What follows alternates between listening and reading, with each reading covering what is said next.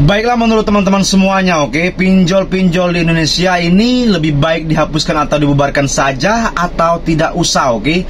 Nah, berikan alasan teman-teman kenapa pinjol ini lebih baik dihapuskan daripada dibiarkan di Indonesia ini bertebaran, oke? Nah, kalau seandainya teman-teman satu suara juga sama saya, pinjol cepat dihapuskan atau dibubarkan sama pihak pemerintah secepatnya, silakan teman-teman like video ini dan juga subscribe channel ini. Dan kalau seandainya teman-teman tidak setuju, tidak sepakat sama saya pinjol dihapuskan atau dibubarkan, silakan tidak usah subscribe dan juga tidak usah like channel ini, oke? Karena saya membangun channel ini mengajak teman-teman semuanya untuk selalu berkolaborasi, berpendapat sama-sama kita seandainya pinjol dihapuskan lebih baik atau tidak untuk masyarakat kedepannya, oke? Seperti itu, oke? Silakan lakukan subscribe dan like juga, oke? Terima kasih banyak. Nah, di sini saya akan jelaskan kepada teman-teman semuanya resiko kalau seandainya kita tidak mau membayar pinjaman online itu, oke? Nah, kalau seandainya masalah resiko tidak ada, teman-teman. Kenapa selalu saya katakan tidak ada? Karena resiko gagal bayar itu apa? Oke. Ternyata Anda terjadi gagal bayar, misalkan hutang Anda 3 juta, oke? Taruhlah di angka 3 juta. Anda tidak mampu lagi membayar, oke? Resikonya apa? Ya sudah, tidak ada, oke? Iya, satu pun resikonya tidak ada. Yang paling ada yang dirasakan itu ya slik OJK atau by checking, oke? Kenapa saya katakan cuma slik OJK dan by checking? Karena itu aturan sebelum kita meminjam pinjaman online, kita juga sudah tahu resiko kalau seandainya kita telat bayar atau gagal bayar, tidak mau membayar pinjaman online, resikonya slik OJK kita atau by checking kita tetap bermasalah. Apalagi di pinjaman online besar seperti pinjol Akulaku, Kredipo, Kredit Pintar, semuanya itu sudah resmi OJK. Jadi teman-teman, kalau terjadi gagal bayar di pinjol besar, pasti masuk slik OJK. Tetapi teman-teman tidak usah khawatir, oke? Kenapa saya katakan tidak usah khawatir? Sebenarnya lebih baik juga, oke, kalau nama kita masih masuk slik OJK atau masuk by checking, karena kita tidak bisa lagi meminjam uang di bank yang notebanenya seandainya kita meminjam terus, kita tetap berhutang, oke? Walaupun di bank dimanapun itu tetap berhutang. Jadi kalau nama kita sudah masuk slik OJK, berarti otomatis kita tidak bisa berhutang lagi. Semoga saja ini jalan terbaik. Semoga Tuhan memberikan kita jalan rezeki yang berlimpah dan tidak usah menghutang-hutang lagi, oke? Itu hikmah yang harus diambil kita bersama, oke? Jadi resikonya cuma itu, teman-teman. Nah, kalau masalah DC lapangan datang ke rumah atau tidak menagih secara langsung, itu masih dalam tahap random, oke? Masih acak. Itu tidak bisa dipastikan, siapapun, tidak satu orang pun bisa memastikan kalau Anda gagal bayar pinjol akan didatangkan DC lapangan, oke?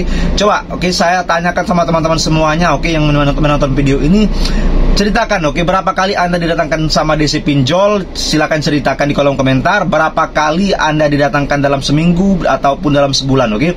Dan berapa juga yang tidak didatangkan sama DC pinjol, oke? Nah, kalau seandainya punya pinjaman online banyak terus tidak didatangkan sama DC pinjol, silakan ceritakan juga, oke? Karena banyak juga teman-teman yang bercerita mereka banyak pinjaman online yang dipinjam, tapi satu pun DC pinjol tidak datang, oke? Nah, saya pikir mungkin mereka ada di daerah ataupun di kampung, di desa-desa. Saya yakin mereka tidak akan didatangkan sama DC pinjol, karena tidak mungkin juga DC pinjol akan mendatangkan mereka ke desa-desa ataupun ke kampung-kampung, apalagi khususnya di luar Pulau Jawa. Saya yakin mereka tidak akan didatangkan sama DC pinjol, oke? Jadi teman-teman semuanya, kalau seandainya resiko itu menakutkan teman-teman didatangkan sama DC pinjol, tetap tenang, tetap waspada, tetap kuatkan mental, oke? Karena tidak ada rusaknya juga kalau mereka datang, ya silakan hadapi saja. Memang terjadi yang mereka datang, mereka hanya bekerja saja. Anggap saja mereka bekerja secara profesional, dan kalau seandainya mereka tidak profesional menghadapi nasabah, mereka bisa dituntut, oke? Seperti itu. Apalagi mereka sampai mengancam ataupun mengintimidasi mau menarik aset secara paksa cuman gara-gara hutang 1 juta 2 juta, mereka bisa dituntut balik atau bisa dimasukkan undang-undang pidana, oke?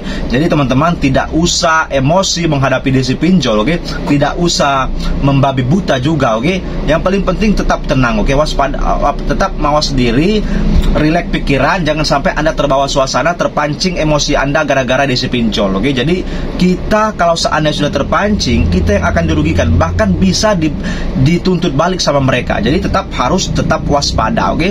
Seperti itu. Itu harapan saya bersama-sama teman-teman semuanya. Membangun channel ini juga saya mengharap kita menguatkan mental bersama. Jangan pernah takut sama DC pinjol, tetap cari pekerjaan yang halal dan yang lebih. Semoga diberikan, oke? Diberikan rezeki yang banyak berlimpah sama Allah Subhanahu wa taala, dan kita bisa melunaskan hutang-hutang kita di pinjol. Habis itu kita keluar dari pinjol dengan dengan tentram dan damai seperti itu. Itu harapan saya, oke, bersama teman-teman semua. Mungkin ini saja yang bisa saya sampaikan. Kalau seandainya video ini bermanfaat untuk kita semuanya, silakan teman-teman subscribe dan like juga, dan kalau seandainya cocok silakan share ke teman-teman yang lain, semoga ada manfaatnya juga, oke. Ini saja, kurang lebihnya juga saya mohon maaf. Wabillahi taufiq wal hidayah. Wassalamualaikum warahmatullahi wabarakatuh. Terima kasih. Jangan pernah takut sama pinjaman online.